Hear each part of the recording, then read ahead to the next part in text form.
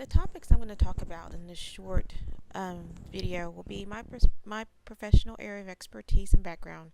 I'll discuss learning theories and instruction, and we'll also take an overview of my lesson plan that I'm going to use throughout the course. Hi, my name is Sonia Roach, and I'm a math teacher. I got my BS from the University of Houston Clear Lake, and from there I went to teach at Lee College in Baytown. After teaching there for several years, I decided I wanted to teach full time, and I went on to the Houston Independent School District where I taught for several years. I taught Algebra 1, Algebra 2, and Geometry. And after teaching there for a while, and I just loved the students, I decided that I wanted to further my education, and that's where I'm right here now, getting my master's in instructional technology.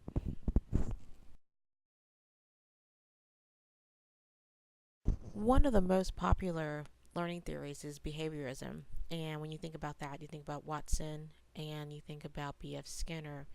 They were concerned with observable actions, things that they could observe. They focused on consequences, that a action would be repeated if there were good consequences that followed. The next learning theory is the humanistic learning theory, where they focused on experiences, and they believe these experiences drive human learning. Um, Finally, we have the social learning theory, and this theory focuses on learning in groups. Van Buren stressed that learning is observational. We watch people, we model them, and that is our primary way of learning. The next topic we're going to talk about is instruction. And Driscoll defines instruction as any deliberate arrangement of events to facilitate a learner's acquisition of some goal. There are two main theories when you talk about instruction. The first is pedagogy, and this is really where we put, the K through 12 setting, where you're teaching kids, where the responsibility of the learner is minimal. The learners rely on the teacher. The teacher is responsible basically for all learning that takes place with this theory. And if you talk to some of my high school students, this really hits dead on, where the learner sees no real reason for taking the class. But when we look at andragogy and we look at Knowles, and he was the founder of this theory, the educator is really the facilitator. They're the person who just kind of puts the knowledge out there, and it's up to the learners to grasp it, to find ways to get it, to understand it, to unpack it themselves. And this is more geared towards the adult learner. Next, we're going to take a look at a short clip from YouTube, which gives us a closer look at pedagogy and andragogy.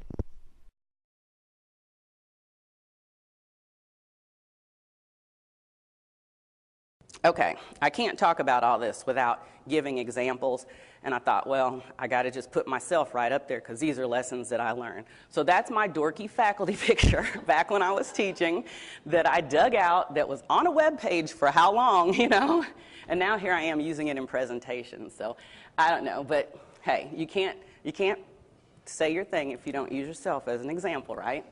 So I started teaching, and of course, I was always lectured to, right? So what do? I go out there and I start lecturing, So that's really, a one-way situation. I'm delivering information to my learners, and depending on how big the class is, what type of information, there may not be even a two-way conversation taking place.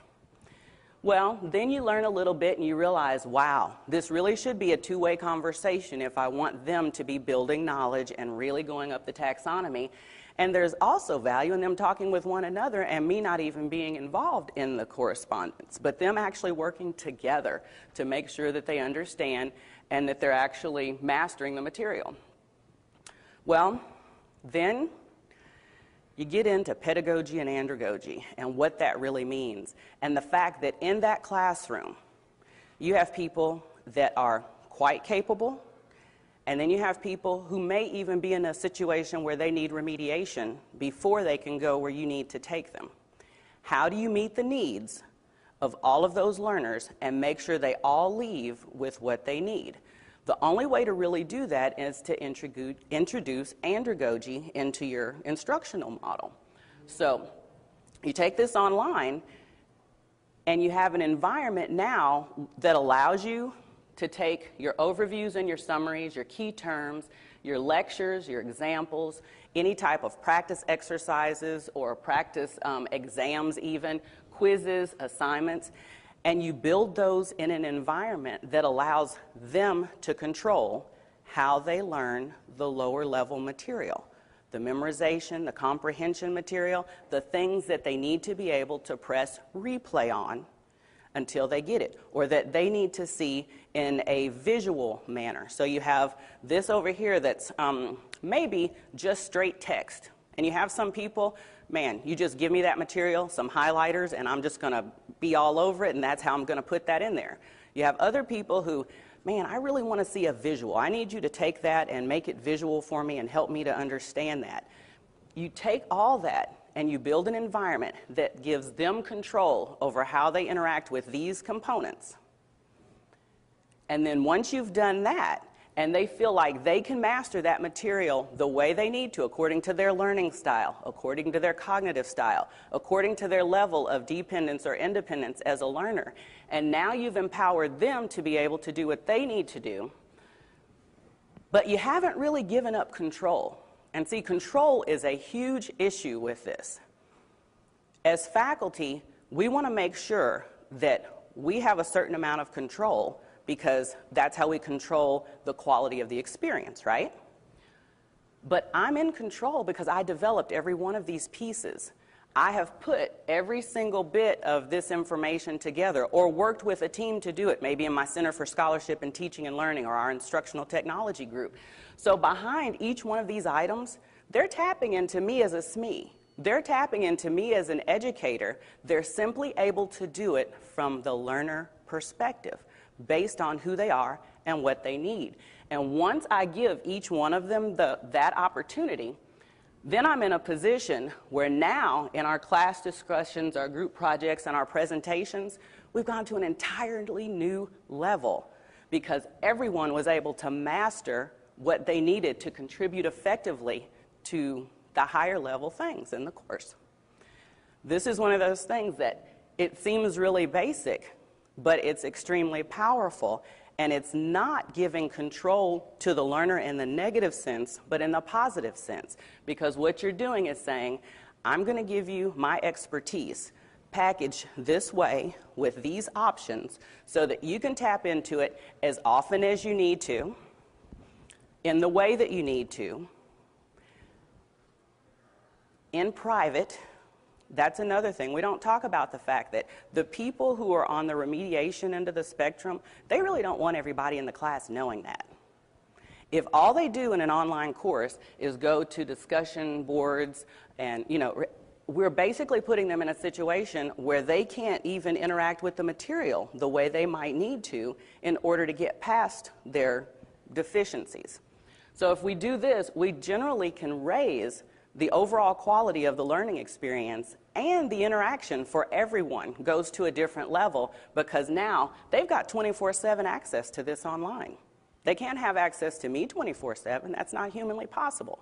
Not to mention the fact that when we first started with the video and I was asked to repeat what I just said or start over, and I was able to say that verbatim, the reason I made a point to comment on that is because if I'm lecturing in class, or even if I'm lecturing in class, and I'm sitting there and we get on a roll and we're having an awesome conversation and we're doing wonderful things, and I have someone in the back raise their hand and say, "Can you repeat that?"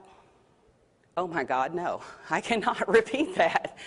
Why? Because I was just going with the flow of the conversation, and without fail, when I try to go back and repeat that verbatim, that student ends up frustrated because they feel like they lost something if I can't say it verbatim.